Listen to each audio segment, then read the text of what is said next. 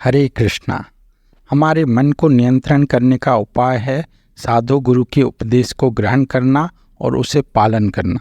लेकिन यहाँ सवाल ये उठता है कि साधु कौन है, क्योंकि इस कलयुग में साधु कम और पाखंडी ज़्यादा हैं, जिनका बेस तो साधु का होता है लेकिन अंदर उनके भोग वासना भरा रहता है। ठाकुर भक्ति विनोद कहते हैं, ये तो एक कॉलेज चला। ये जो पाखंडी हैं ये असल में भगवान के भक्त नहीं, ये तो कली के भक्त हैं।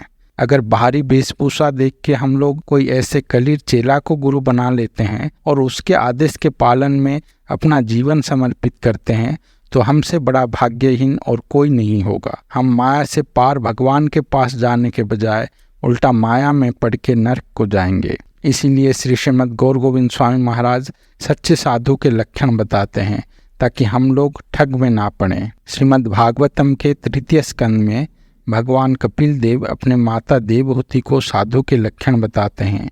11वें स्कंद में भगवान श्री कृष्ण उद्धव को बताते हैं कि साधु कौन है। साधु के 2 लक्षण हैं, एक स्वरूप लक्षण और दूसरा तटस्थ लक्षण।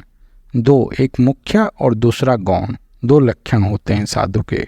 श्रीमद् भागवतम के 3 स्कंद 25वें अध्याय 21 से 23 नंबर श्लोक में भगवान कपिल देव साधु के ये दोनों लक्षण बताते हैं। साधु सहनशील होता है। महाप्रभु ने कहा है, इतना सहिष्णु जितना कि एक पेड़ हमें सब कुछ देता है, फल फूल छाया सब कुछ, लेकिन कभी भी बदले में कुछ भी नहीं मांगता। अगर आप पेड़ को काट कर उसको जला भी दो तो भी वो उफ तक नहीं करेगा। साधु पेड़ जितना ही सहिष्णु होता है।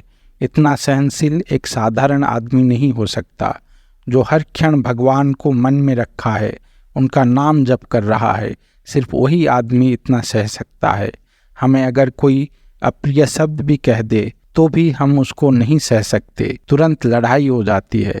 लेकिन जो वास्तव में साधु होते हैं वो पेड़ जितना सहिष्णु होते हैं, क्योंकि वो हमेशा भगवान हरि के कीर्तन में लगे रहते हैं। दूसरा लक्षण होता है तृणादपि सुनीचेना, एक घास के बराबर विनम्र, जिसको सब पैर में कुचल देते हैं लेकिन वो कभी शिकायत नहीं करता। कारुणिक सुहृद, वो तीसरा लक्षण है साधु का। साधु सभी जीव का सच्चा बंधु होता है।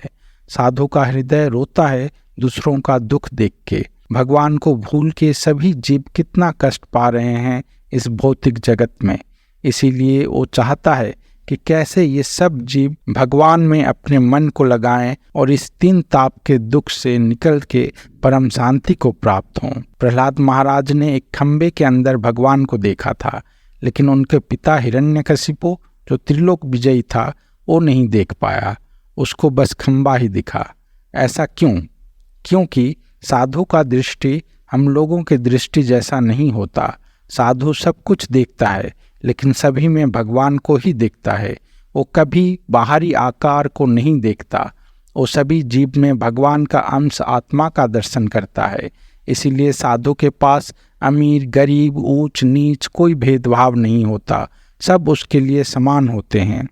लेकिन जो वास्तव में साधु नहीं होते वो फर्क देखता है, किसी में अपना दोस्त किसी में दुश्मन देखता है, क्योंकि वो हर किसी में भगवान को नहीं देख पाता। साधु का कोई दुश्मन नहीं होता, वो किसी में अपना दुश्मन नहीं देखता, वो हर किसी में भगवान का दास का ही दर्शन करता है। इसीलिए साधु को कहा जाता है अजात शत्रवत, जिसका कोई दुश्मन नहीं है।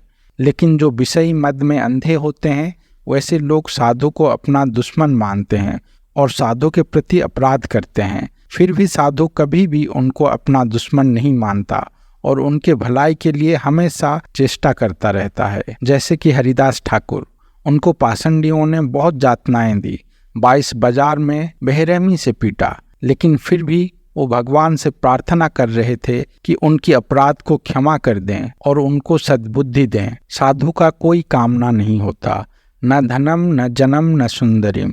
वो भगवान से कभी भी धन या सुंदर स्त्री या अनुगामी नहीं मांग, वो सिर्फ एक ही चीज मांगता है कि मुझे आप अपनी भक्ति दीजिए कि मैं हर एक जन्म में आपका दास बनकर आपकी सेवा कर सकूं। क्योंकि उनका कोई कामना नहीं होता इसलिए वो हमेशा शांत होते हैं। सुशीलता, कभी डिस्टर्ब नहीं होते, कभी परेशान नहीं होते। साधु कभी किसी के ऊपर गुस्सा नहीं करते, सभी के ऊपर अपना कृपा दृष्टि रखते हैं और यही साधु का भूषण है। जैसे कपिल देव ने कहा, साधवा साधु भूषणा। ये साधु के तटस्थ या गौण लक्षण हैं। फिर साधु का मुख्य लक्षण कैसा होता है? साधु अपना सब कुछ भगवान के लिए छोड़ देता है। अपना घर, परिवार, लोग, बंधु, धन, सब कुछ उसका अपना सिर्फ भगवान होते हैं, भगवान के अलावा और कोई नहीं। और वो हमेशा व्यस्त रहता है भगवान की कथा सुनने और सुनाने में। साधु अपना खुद का अस्तित्व भूल गया रहता है, इसीलिए उनको इस दुनिया का कोई भी दुख स्पर्श नहीं करता, इसीलिए वो सब कुछ सह पाते हैं। उन्हें भगवान के अलावा और कुछ भी पता नहीं होता। ये साधु के मुख्य लक्षण हैं। ऐसा होता है साधु। अगर किसी के पास ये सब लक्षण नहीं है तो उसे साधु नहीं कहा जा सकता। और वैसे लोगों का अनुगामी बनना मतलब अपने दुर्भाग्य को आमंत्रित करना। अगर कोई प्रश्न या सुझाव हो तो कमेंट्स में ज़रूर बताइएगा। हरे कृष्णा।